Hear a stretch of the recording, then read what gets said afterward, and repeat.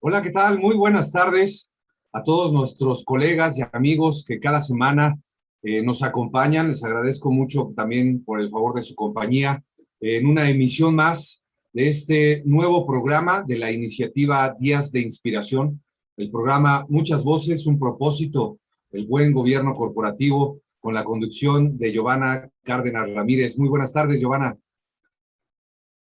¿Qué tal, Gustavo? ¿Cómo estás? Realmente un placer estar nuevamente en nuestro segundo viernes de lanzamiento y en esta oportunidad nos acompaña Pablo Cordón desde Guatemala.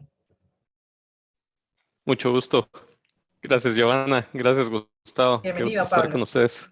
Gracias, Muchas gracias. gracias, Pablo. La verdad es que es un gusto que nos puedas acompañar en esta tarde para compartir con todos nuestros colegas y amigos, no solamente en México, sino también estas transmisiones, afortunadamente, que las iniciamos en el año 2019 con la iniciativa Días de Inspiración, y ahora precisamente con toda esta cuestión del encierro, como le llamamos, con la pandemia, se incentivó para que a través del Instituto Internacional de Ética y Cumplimiento pudiéramos compartir con todos ustedes algunos pequeños momentos, digamos, con la red de colegas y expertos nacionales e internacionales, todas estas herramientas, experiencias, inclusive hasta noticias, poderlas comentar con todos ustedes.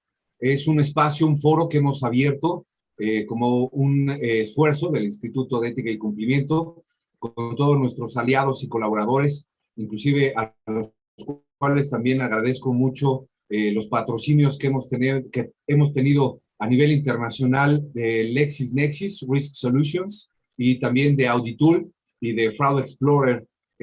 Concretamente también quiero agradecer, y esto es de forma personal, al doctor David Merino también por una iniciativa que tenemos también en un programa de televisión por internet con él, que actualmente lo estamos renovando, pero lo vamos a retomar precisamente el siguiente mes y con mucho gusto los vamos a estar invitando a que nos puedan seguir también en las transmisiones del Instituto Nacional de Ciencias Empresariales y Patrimoniales. En esta tarde vamos a tocar un tema sumamente importante, de hecho es uno de los pilares del programa de cumplimiento, de los programas de integridad empresarial.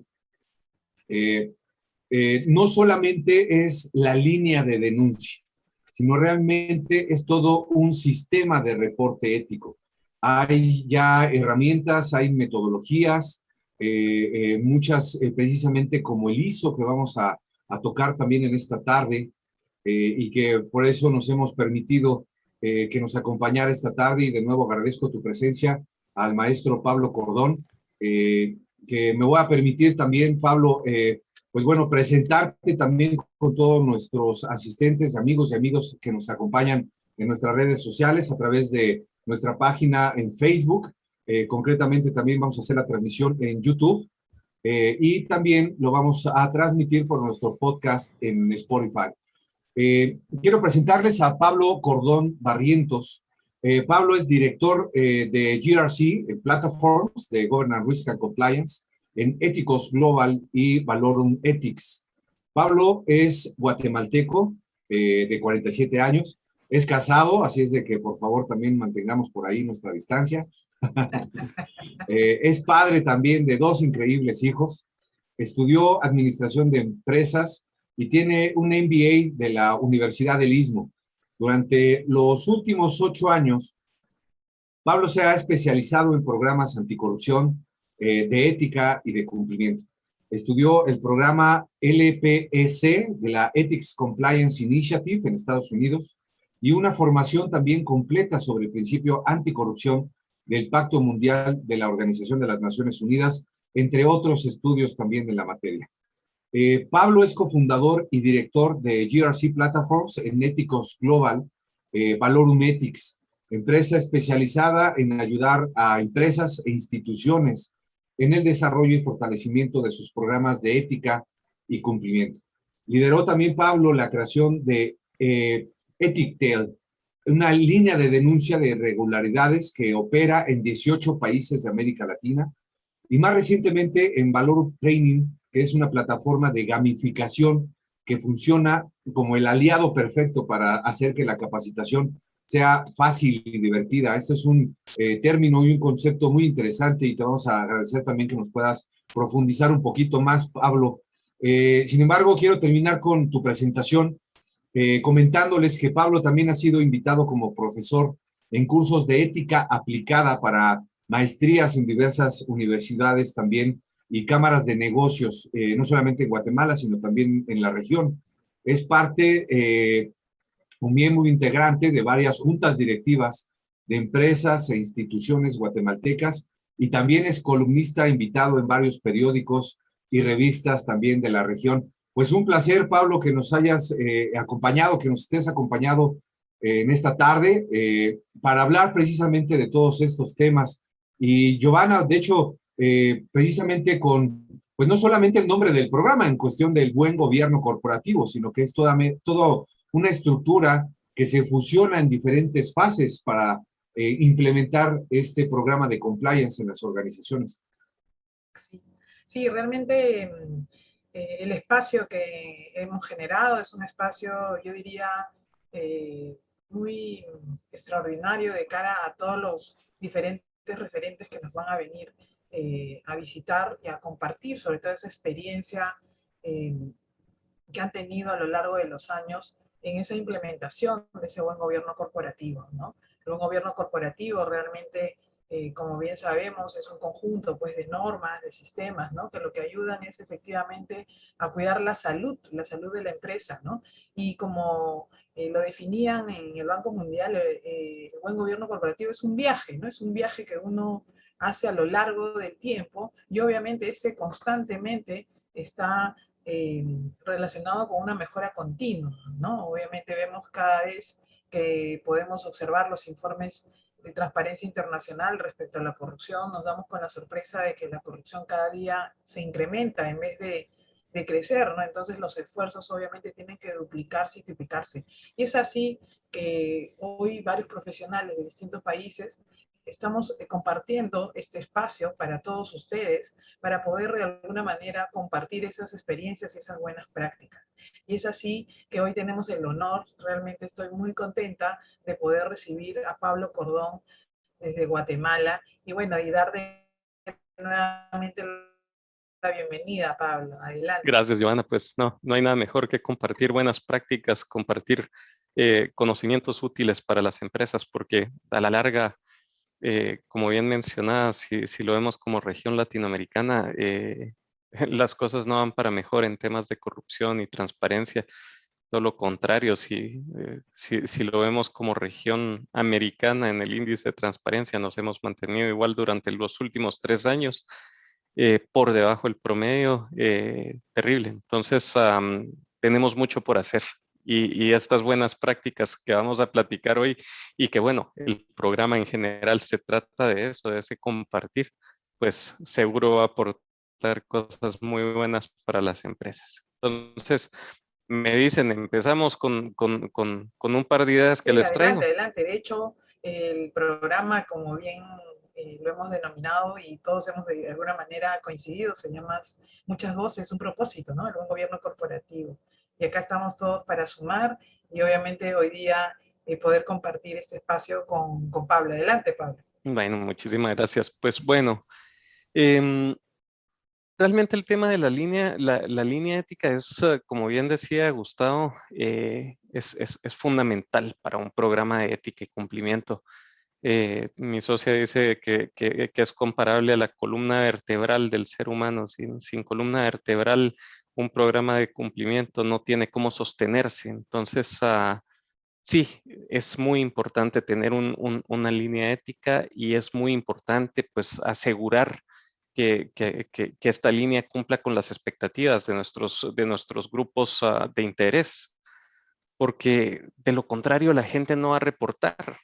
La gente no reporta por temas muy simples. Hay cuatro cosas por las que las personas no reportan. En primer lugar, el miedo a la represalia. Si una persona siente miedo o no siente confianza en el sistema, no se siente seguro y cree que va a poder ser víctima de una represalia, se va a quedar callado. Entonces, una línea ética debe de cumplir con esta primera premisa, que es generar la seguridad y la tranquilidad para la persona para que se anime a hablar. La segunda gran razón por la que la gente se queda calladita es porque creen o porque saben que no va a pasar nada. Sin acción se pierde credibilidad. Una línea ética que no es bien manejada y que no cuenta con el seguimiento justo, que no tiene las personas, el soporte que debe recibir, y por ende la percepción de la gente es que no pasa nada, pues se muere. Sin acción se pierde credibilidad y un sistema de ética sin credibilidad no tiene ningún futuro. Entonces, asegurar que van a haber acciones posteriores a una denuncia, pues son también parte fundamental. Y contar con un buen sistema de línea ética, pues eso sucede. Tercero, miedo a que el reporte no permanezca confidencial. Cuando se pierde la confidencialidad de la información, las personas pierden la confianza en el sistema. Un sistema en donde hay fugas de información es un sistema que muere de inmediato.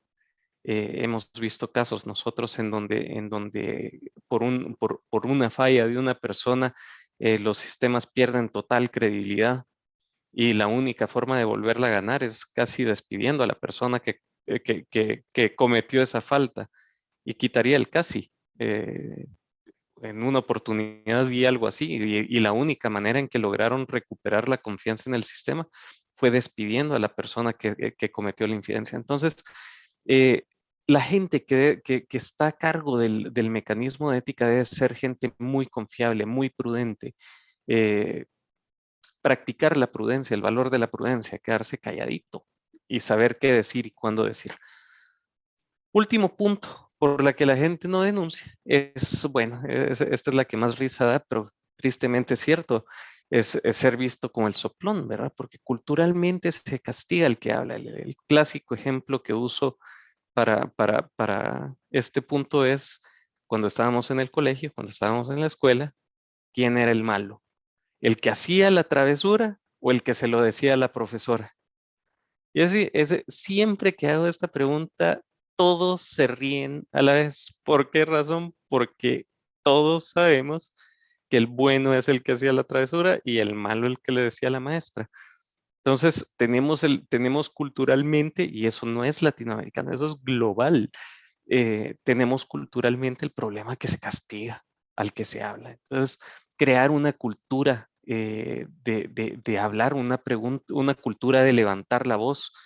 A mí me encanta, bueno, en Estados Unidos le tienen palabrita a todo, entonces el speak up culture, la cultura de levantar la voz.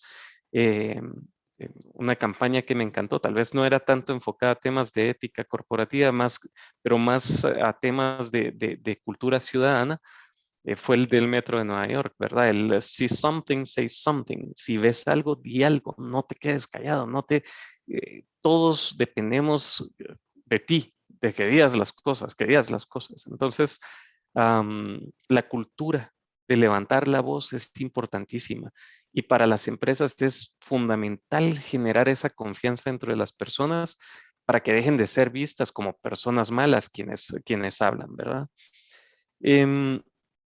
Entonces, el mecanismo de denuncias realmente funciona para mitigar todos estos 4 problemas, que son los principales. Podríamos hablar de más, pero si lo viéramos como una gráfica de pie, aquí tenemos casi la mayoría de los puntos que convergen. ¿Qué es una línea de reportes éticos? Y aquí tal vez no me voy a ir mucho a una explicación muy larga, sino que me voy a centrar en las 3 palabras que ustedes leen en negrilla. Es una línea segura, es una línea confidencial y es una línea que incluso debe ser anónima para que cualquier persona, cualquiera de nuestros grupos de interés pueda reportar una falta a la conducta, una falta a la ética, una falta a la normativa, a los procedimientos, incluso a temas que por una u otra razón puedan meter en problemas legales a nuestra organización. Entonces, contar con una línea ética que sea segura, confidencial o incluso anónima es fundamental. Y aquí ya atreviéndome a pensar que muchos de los que estamos conectados en esta reunión, pues ya sabemos qué es una línea ética, pues me voy a pasar un poquito a lo que acaba de suceder. Dentro de las normativas, dentro de las regulaciones y normativas que están poniendo más presión a las empresas, pues encontramos las ISO, las normas ISO. Y parte de lo que buscan las ISO es estandarizar las buenas prácticas dentro de las organizaciones o los procesos, o un proceso específico dentro de una organización.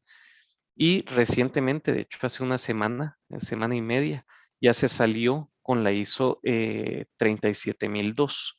La ISO 37002 son guías prácticas para implementar un mecanismo de denuncias y no es certificable, por eso son guías prácticas, no son una norma, no son una norma que se puede certificar, sino solo nos da las luces de cuáles deberían de ser las mejores prácticas a seguir. Y como es un documento larguísimo y poderles hablar del documento completo en los próximos 25 minutos sería demasiado, me voy a centrar en puntos específicos. Por favor, también siéntanse en toda la libertad de escribir sus preguntas, ya sea que estén en Facebook, que estén en YouTube. Ahí podemos responder. Así que nos hacen llegar las preguntas y yo con mucho gusto las respondo. Muchas gracias, Entonces, Pablo, gracias. gracias, Gustavo. Veamos un poquito ya a la luz de la ISO, cómo quedamos con todo el tema con todo este tema. Entonces, el primer punto del que habla la ISO 37002 es el alcance del programa de reportes éticos. Y aquí hay 4 temas que son torales para la norma, para las guías.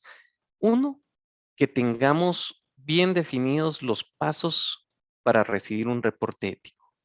En segundo lugar, que tengamos bien definidos los pasos que vamos a llevar a cabo para evaluar el reporte. En tercer lugar, cómo vamos a tomar esas acciones o que tengamos bien definido que de acuerdo a los hallazgos que encontremos en la evaluación del reporte van a haber acciones definidas también y asegurarnos que va a haber una conclusión adecuada en el proceso de cualquier reporte ético. Entonces, suena muy lógico y suena muy obvio, pero no todos los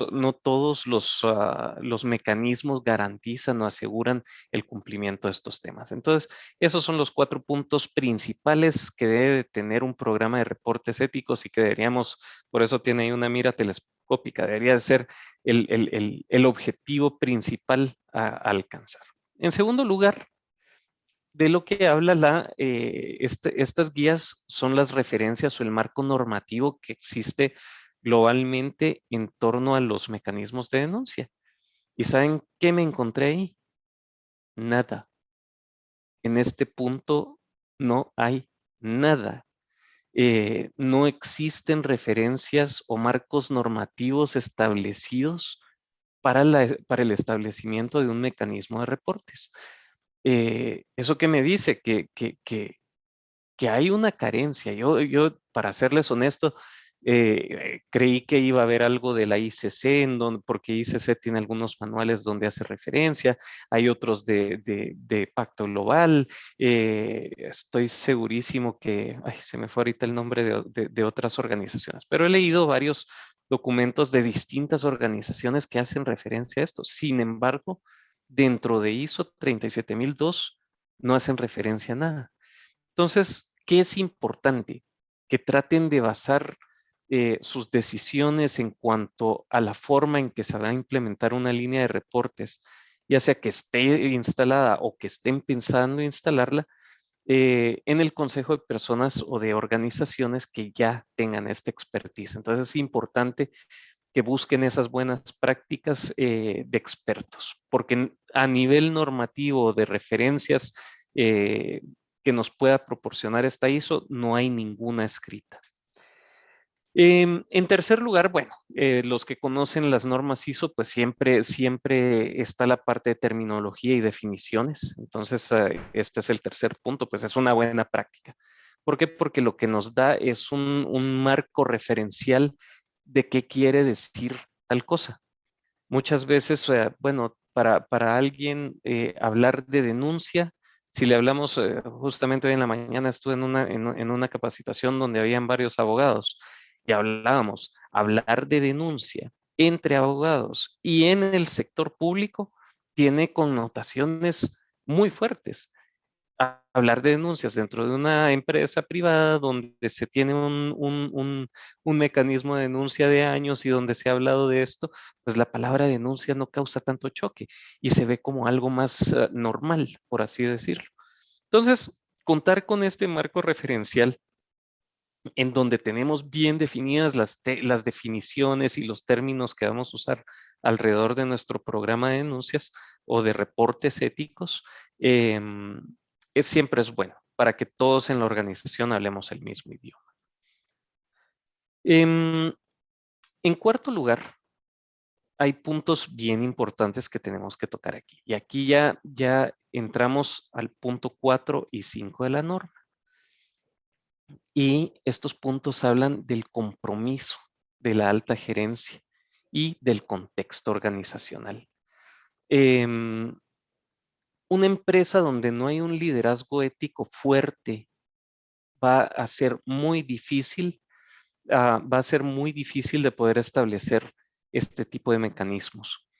En una oportunidad con la gente de Pacto Mundial de México, tuve el honor de ser invitado por la organización para pues, para platicar un poquito de este tipo de buenas prácticas.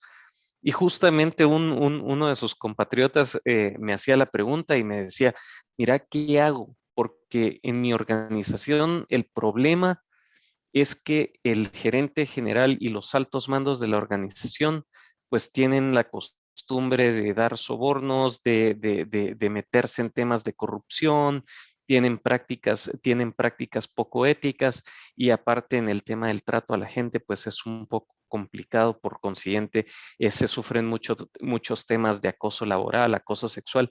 Miren, es la antítesis del Great Place to Work, el punto que puso esa persona. Y le decía, mira, lo más fácil que puedes hacer es renunciar, porque las cosas no van a cambiar. Si la alta gerencia, si la alta dirección, y ahora hay un concepto adicional que es el tone at the top y el tone at the middle. Entonces ya ese concepto ya no solamente habla del tono de hasta arriba, sino el tono de la gerencia media. Si no existe un compromiso bien claro de estos dos niveles organizacionales, que son los que mueven la cultura a la larga, no va a haber un cambio en la organización. Entonces, a nivel de liderazgo, es importantísimo tener claro que hay un apoyo no solo al programa de ética y compliance, sino que también hay un apoyo total e irrestricto a la línea ética. ¿Eso qué quiere decir? Que si reportan al mejor amigo del jefe y es causal de despido, lo van a despedir. Y eso lo he visto en varias organizaciones que tienen tan claros sus programas y tal es el compromiso.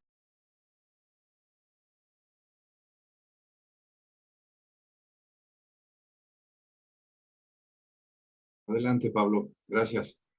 Listo. Bueno, entonces me había quedado en la parte del tone at the top y ya estaba empezando a platicarles un poquito sobre el contexto de la organización. Entonces, temas importantes que deben de tomarse en cuenta al momento de establecer o de rediseñar el programa de reportes éticos es el tamaño de la organización, la cobertura geográfica.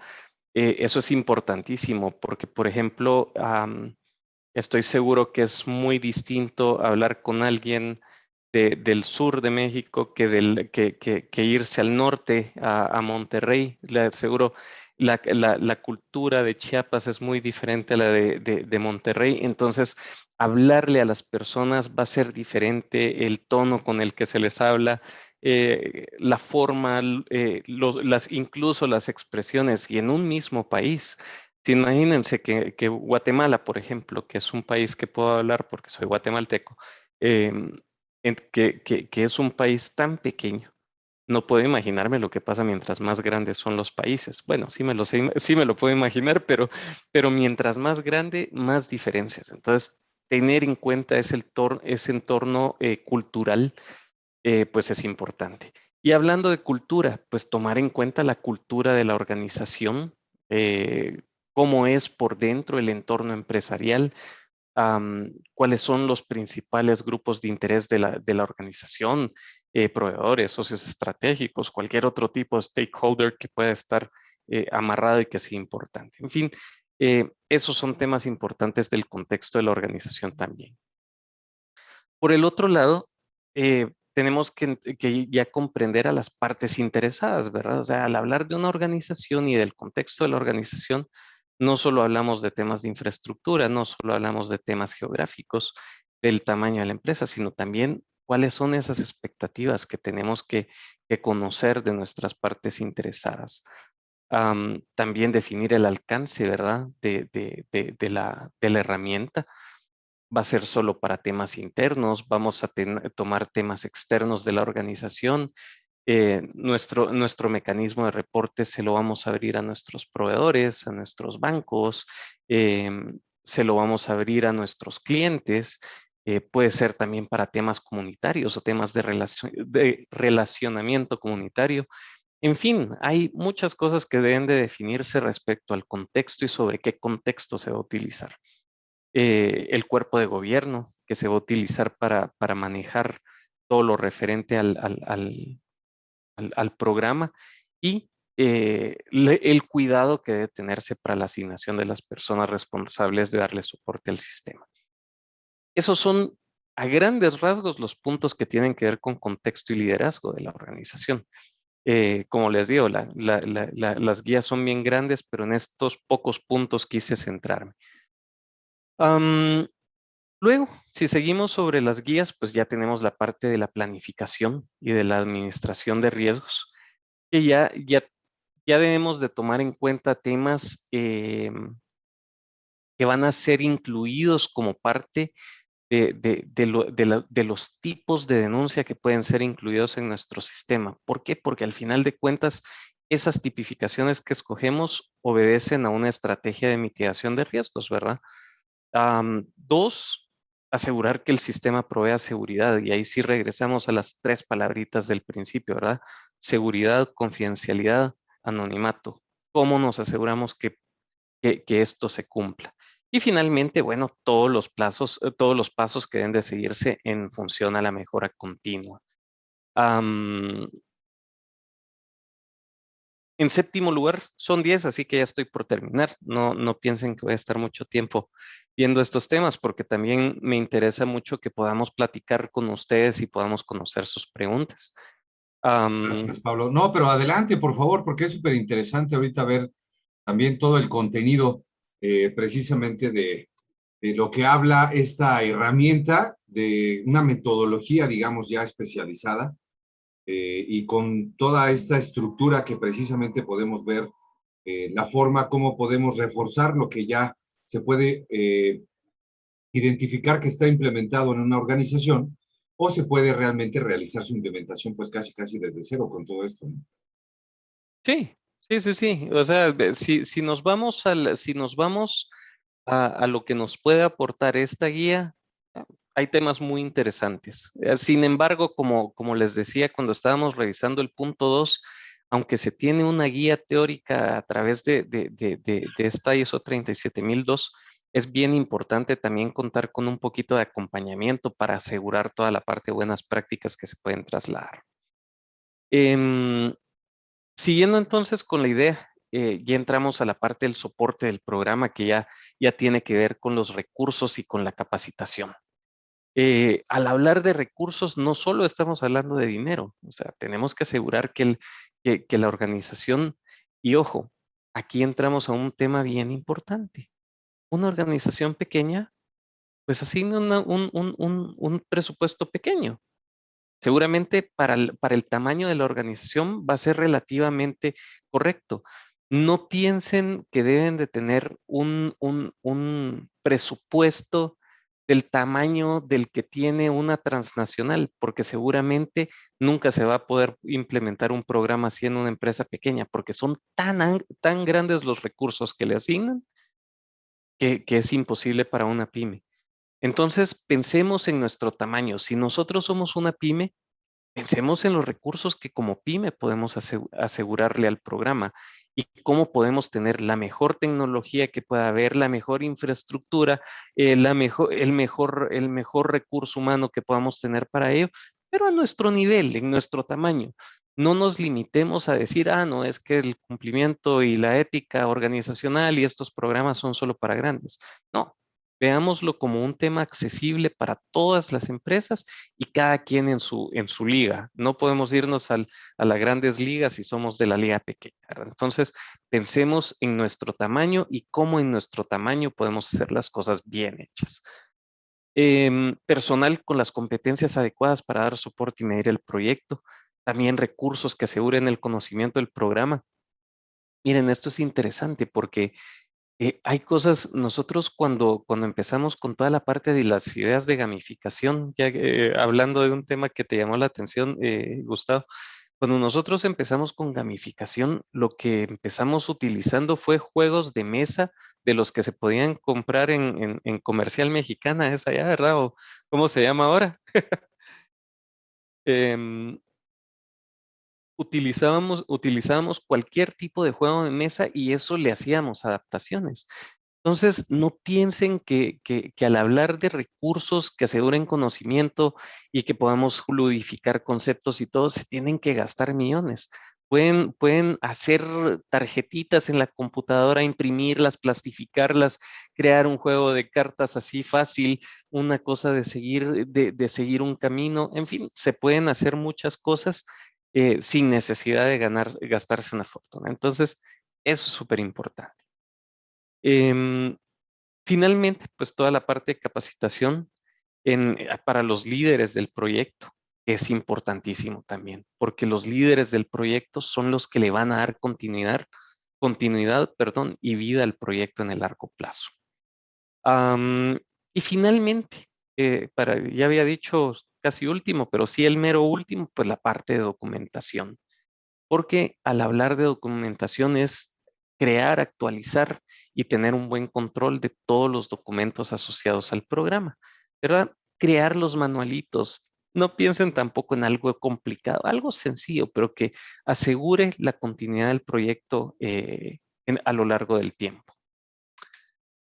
Ya llegando casi al final, entonces ya tenemos el punto 8.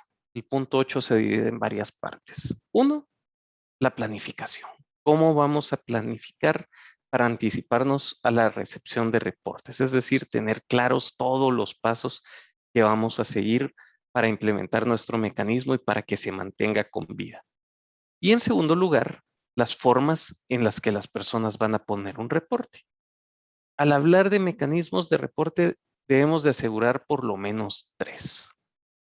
Un call center, una plataforma web y un correo electrónico. Ahí se van el 95% de los reportes que ingresan en una organización anualmente a nivel mundial.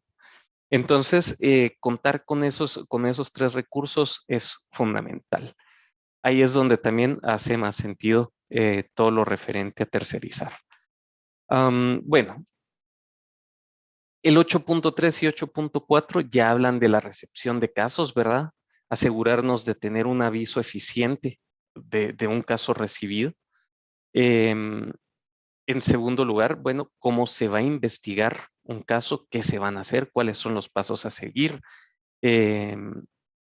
Preguntarnos, ¿verdad? Esto, pues el reporte que ingresó es parte de un programa ético y normativo, es un caso criminal, es un caso que pone en riesgo la continuidad del negocio, pone en riesgo a una o varias personas de la compañía.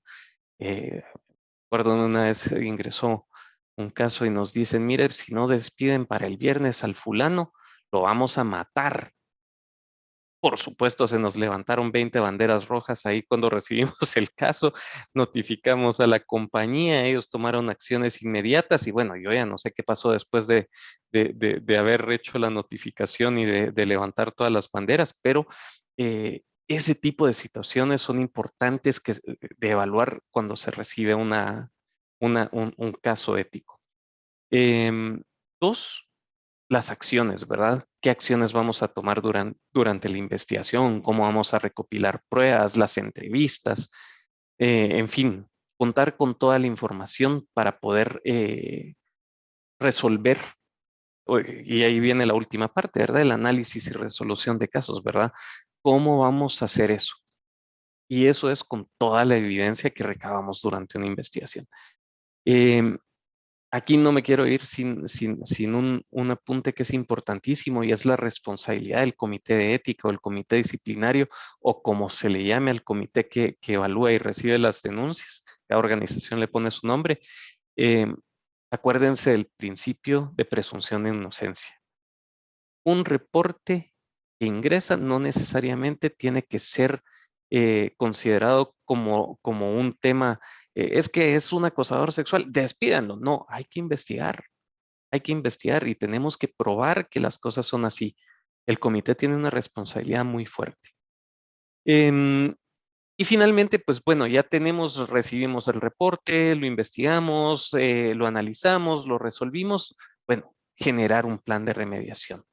¿Por qué? Porque tenemos que generar ese cierre. Y eso nos lleva ya a la medición y mejora continua, ¿verdad? ¿Cómo vamos a monitorear nuestro programa? ¿Qué indicadores vamos a tener? ¿Qué auditoría de conocimiento vamos a realizar con la gente? ¿Qué rendición de cuentas vamos a dar? A través de los 3 puntos que les dije antes de rendición de cuentas, vamos a poder llegar a la rendición de cuentas, porque el sistema está diseñado para conseguir información, rendir cuentas sobre esa información y mejorar. Y ahí viene el punto 10 y final, que es la mejora continua. ¿Cómo vamos a hacer? ¿Cómo vamos a utilizar toda la información del sistema para asegurarnos de acciones, que hayan acciones reales en beneficio del sistema, en beneficio de nuestros grupos de interés, en beneficio de la organización? Termino con 3 buenas prácticas que toda organización debe tomar en cuenta para asegurar un mejor uso de la línea ética. En primer lugar, asegúrense que su equipo conozca cómo hacer un reporte. Si observa algo malo, ¿cómo lo va a reportar? Asegúrense que todos y cada uno de sus colaboradores sepan qué mecanismos existen, cómo pueden hacer su denuncia, a quién se pueden abocar, cómo se pueden abocar, en fin, que conozcan el cómo. 2, que sepan qué sucede después de poner un reporte, porque si regresamos al principio, cuando estábamos hablando de las razones por las que las personas no reportan, tenemos que la gente no denuncia por falta de credibilidad o porque creen que no va a pasar nada. Asegurándonos que el equipo comprenda qué sucede después de hacer un reporte, pues nos asegura también que la gente sepa, bueno, se van a tomar tantos días en investigar, tantos días en resolver, tantos días en tomar acciones y tantos días en remediar. Entonces, ya cuando la gente comprende que no es poniendo la denuncia y despidiendo al cristiano, ya se manejan mejor las expectativas y las personas comprenden que todo lleva un proceso. Y eso es bueno también porque la gente comprende que no se toman las cosas a la ligera. Finalmente, se prohíben las represalias, ¿verdad? El equipo debe saber cómo identificarlas, debe saber cómo se da una represalia y asegurarse que no sucedan. Y ojo, una denuncia que no es cierta y se toma una acción en contra de la persona que hizo una denuncia falsa, eso no es represalia, eso es la consecuencia de no haber actuado con integridad. Entonces, yo llego hasta aquí en mi presentación. Muchísimas gracias y platiquemos. Me va a encantar. Gracias, Pablo. Fíjate que sí has tocado temas muy importantes. Ahorita, uno de los puntos que son más relevantes, lo mencionabas precisamente como uno de los ejemplos o casos reales, donde el director general o algunos directores de áreas son precisamente quienes incurren en estos, digamos, actos corruptos, por llamarlo como es, ¿no? Incitan a tener sobornos para ganar contratos, ¿no? A que se les den regalos que son más de lo que está permitido o de lo que está bien visto. Eso lo hemos visto con mucha frecuencia. Actitudes, ¿no? Inclusive pasar un contrato, autorizar a un proveedor, ¿no? Que no es necesariamente la mejor opción para la empresa. El comprar licencias y permisos, por ejemplo, de software, ¿no? Cuando no es necesario. Y muchos otros ejemplos, ¿no? Almacenes, y podemos ahorita hacer un gran listado. Sin embargo, aquí hay temas importantes porque, como mencionas, primero establecer, y ahí es donde entra el tema que marcaba Giovanna del gobierno corporativo, esta estructura que tú también lo mencionabas. ¿A quién se le va a reportar? ¿Cómo se va a hacer? Y después de eso, de que ya se hizo el reporte, ¿qué se va a hacer con ese reporte que lo mencionabas aquí, Pablo? Creo que aquí también es importante, pues no únicamente tener las herramientas, como decías, un correo electrónico, una página web, ¿no? Donde puedas tener comunicación, o una línea de teléfono, sino también algo que me parece vital es tener un protocolo de actuación.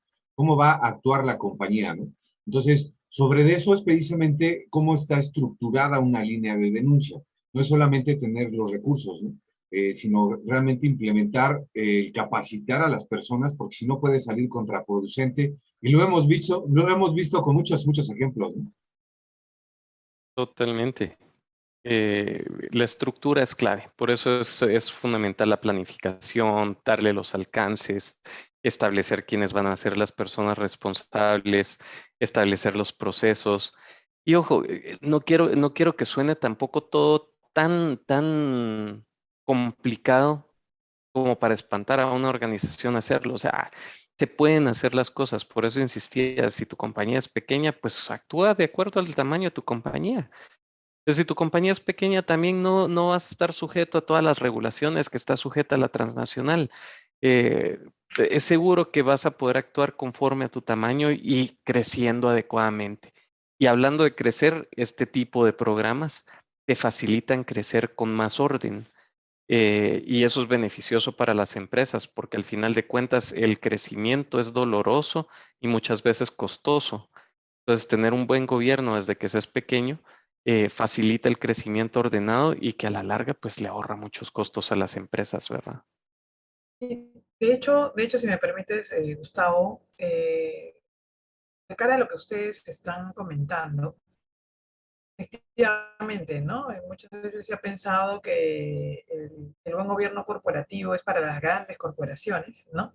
Y no aplica a las pequeñas y a las pequeñas empresas, empresas familiares y a las pymes. Sin embargo, sabemos que esto aplica a todo tipo de empresas, empresas de gobierno, empresas del sector privado y de todos los tamaños. Y es ahí donde recojo con bastante satisfacción el mensaje que das, ¿no? El canal ético también es implementable no solamente en una gran empresa, en una gran corporación, sino también va desde una pequeña empresa. ¿Y para qué? ¿Y por qué? ¿No? Porque ayuda de alguna manera a que la empresa crezca de una manera ordenada, ¿no? Y efectivamente genera al final muchos beneficios, porque obviamente el empresario siempre le dice, pero voy a invertir en este canal ético, esto va a ser un gasto, ¿no? Realmente cómo yo gano, ¿no? Y es ahí donde tú has comentado claramente de que efectivamente eh, genera mucho más disciplina, genera un orden, pone claras reglas de juego, ¿no? Y yo quisiera preguntarte, ¿no? Al inicio comentabas que efectivamente, ¿por qué se dan finalmente este tipo de situaciones, tanto de corrupción y quizás que no llegan a ser denunciados oportunamente? Y claramente lo especificaste, ¿no? El gran motivo, la piedra en el zapato es el miedo, ¿cierto? ¿No? El gran miedo que tienen las personas, ya sea porque miedo a una represalia o miedo a perder el trabajo o miedo a que lo marquen como soplón, como comentabas, ¿no? Entonces, ¿qué buenas prácticas podría implementar la empresa para que de alguna manera los colaboradores, obviamente, tengan una confianza en que este canal ético va a funcionar, ¿no? Diligentemente, oportunamente y sobre todo, justamente, que es finalmente lo que creo todos siempre ansiamos. Gracias. Oh, buenísimo. No, mira, buenas prácticas para que el canal de ética sea eficiente y que funcione, creo que son las últimas con las que cerré, ¿verdad? Que la gente conozca bien el programa de ética, conozca los canales que tiene disponibles para reportar, que conozcan el proceso, que la gente conozca por lo menos un pincelazo, o sea, no necesitamos que las personas sean expertas, ¿no? Solo con que, a mí me gusta decir siempre, acuérdense del número 45. ¿Por qué?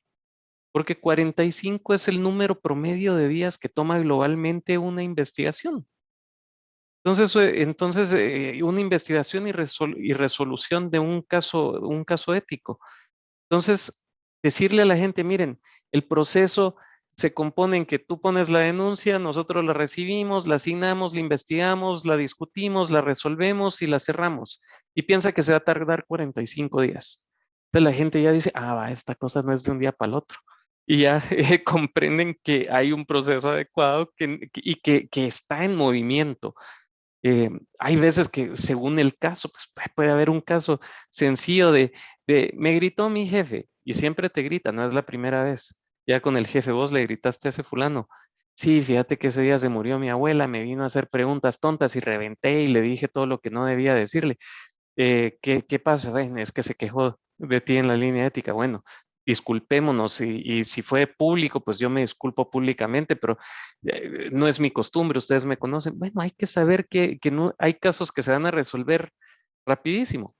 Hay casos que, bueno, hubo un caso de corrupción, se investiga, resulta que el tema es más complicado de lo que se cree, entra un investigador forense, después de que sale el forense, ya hay una resolución que nos lleva a legal tiene que tomar acción. Mano, esta cuestión se nos convirtió en un tema de 90 días, no de 45, que era nuestro objetivo. Pero el hecho que las personas tengan claro que hay un promedio de días que es razonable, pues también hace comprender si un caso se complica y se estira un poquito más. Por eso ese tipo de comunicación es claro. Estos programas funcionan mejor cuando se comunican, cuando se socializan, cuando se habla de ellos. No sé Gracias, si... gracias por tu respuesta, Pablo. No sé si tienes alguna pregunta adicional, Gustavo. Sí, y ya de hecho entrando en la recta final de esta transmisión, eh, a mí me gustaría que nos compartieras, Pablo y también Giovanna, que nos pudieran compartir una reflexión en cuestión de, ahorita vimos precisamente de una forma muy detallada y una metodología también muy descriptiva con Pablo. Me gustaría que nos pudieran compartir una reflexión. ¿Cuáles son las ventajas, los beneficios? ¿Por qué implementarlo? Eh, Aquí has tomado muchos de los temas que constantemente también nosotros abordamos en el instituto, en cuestión de que las micro y pequeñas empresas pues no necesariamente necesitan tener toda esta complejidad que tienen en los sistemas de integridad las otras grandes organizaciones. Entonces, es importante que puedan seleccionar e ir de la mano también con un buen asesor externo para que los pueda llevar de la mano y desarrollar la herramienta que para ellos les va a ser más eficiente, ¿no? Si quieres compartirnos precisamente esta reflexión, Pablo, te lo voy a agradecer mucho. Gracias. Pues yo me voy a ir a dos cosas. Uno, de la pared a la acción. Cuando uno entra a una empresa, uno se encuentra siempre los valores pegados a la pared. Pero cuando habla con los jefes, cuando habla con los dueños, mira, ¿y cuáles son los valores de tu organización? Es uno, dos, y ya de los otros tres o cuatro ya no se acuerdan. Entonces, por eso es que siempre decimos de la pared a la acción. Agarremos el cuadro y pongámoslo en acción. Crear un programa de ética no es difícil, es agarrar cuáles son mis valores empresariales. Es A, B, C y D. Ok, ¿y cómo debo vivir A? Pues el A lo debo vivir de forma X, Y, Z. El B lo debo de vivir M, N, S. O sea, qué sé yo. Poner tres acciones con la que debemos de vivir un valor. Así de fácil. Y así sale nuestro primer código de ética si somos una empresa pequeña. Que no los tenemos definidos. Bueno, ¿cuáles son los valores en tu casa, dueño de la empresa? Pues yo creo que tengo que hablar con la verdad, que creo que... salieron los 4 valores de su casa. Entonces, si sobre esos vivámoslos en la compañía, ahí salió ya el primer código de ética. Y 2, es caro. ¿Y qué es lo que hablaba Giovanna? Es lo que hablabas tú, Gustavo. Sí, es caro. Y para la pequeña empresa es el doble de caro que para la gran empresa. Con la diferencia que la gran empresa aguanta el golpe, la pequeña empresa no. Entonces, es más caro no tener un programa de ética, un programa de cumplimiento, reglas claras para los vendedores, una política anticorrupción, porque a la larga sale 1000 veces más caro para los pequeñitos y los pequeñitos quiebran. Entonces, creo que esas serían mis 2 mensajes. No es caro. Cuando vemos el costo-beneficio es barato. Y 2, vivir los valores no quiere decir crear algo complejo, tan fácil como jalarlos de la pared a la acción. Eso sería las 2 reflexiones que les daría. Y de hecho, complementando lo que bien has dicho, yo asociaría el tema de capacitar a la gente, ¿no? Normalmente, cuando se construye un código de ética, efectivamente, ¿no? Está pegado, pero muchas veces la gente no ha sensibilizado los conceptos, ¿cierto? Y uno de los errores es porque muchas veces el código de ética no se construye con los colaboradores, como bien lo has dicho, ¿no? Y esa es una recomendación importante, ¿no? Busquemos trabajar colaborativamente y que los colaboradores, ¿no? Valga la redundancia, contribuyan en ese código de ética, de tal manera que lo hagan suyo. Y esto no termina, obviamente, con la aprobación del documento a través del directorio, la gerencia general, ¿no? Continúa, ¿no? Continúa con su difusión constante, ¿no? Vemos muchos casos que efectivamente en muchas empresas publicaron su código de ética, lo entregaron inclusive físicamente al colaborador, pero el colaborador lo vio solamente cuando firmó su contrato y después nunca más. Entonces busquemos promover de repente workshops, de repente talleres, ahora tenemos la virtualidad de la mano, que pueden ser de 15 minutos, 30 minutos, ¿no? Para obviamente inyectar, ¿no? ese ADN de la ética a todos los colaboradores, ¿no? Y por otro lado, también me sumo a lo que dijo de alguna manera Gustavo y también lo dice Pablo, ¿no? Efectivamente, invertir en temas de integridad, en temas de canal ético, en temas de gobierno corporativo, claro, es caro, ¿no? Por la consecuencia que podrías tener si es que no lo haces, ¿cierto? ¿No? Y para ello, efectivamente, bueno, podemos buscar un especialista que nos acompañe en este proceso, ¿correcto? De tal manera de tenerlo de una manera anticipada y no esperar que, como se dice, la bomba de tiempo explote y nos explote en la cara, ¿no? Hemos visto realmente casos donde normalmente, pues en empresas pequeñas, empresas familiares, el dolor es realmente te lleva ya al fallecimiento total de la empresa, ¿no? Entonces creo que hay mucho mensaje, ¿no? Mucho mensaje de prevención. Hoy una de las cosas que se promueve también a través de estos espacios es una cultura de prevención, no esperar que obviamente sucedan las cosas si nosotros podemos anticiparlo previamente. Creo que hoy hay un sinnúmero de herramientas que efectivamente buscan generar ese beneficio finalmente para la empresa, ¿no? Y sobre todo esa cultura de buen gobierno corporativo con el cual iniciamos la conversación. Y adelante, Gustavo. Perfecto. No, la verdad es que creo que hay mucho precisamente donde podríamos continuar esta plática. Sin embargo, pues bueno, yo les quiero agradecer de nuevo por acompañarnos. Pablo, muchísimas gracias. Un fuerte abrazo hasta Guatemala.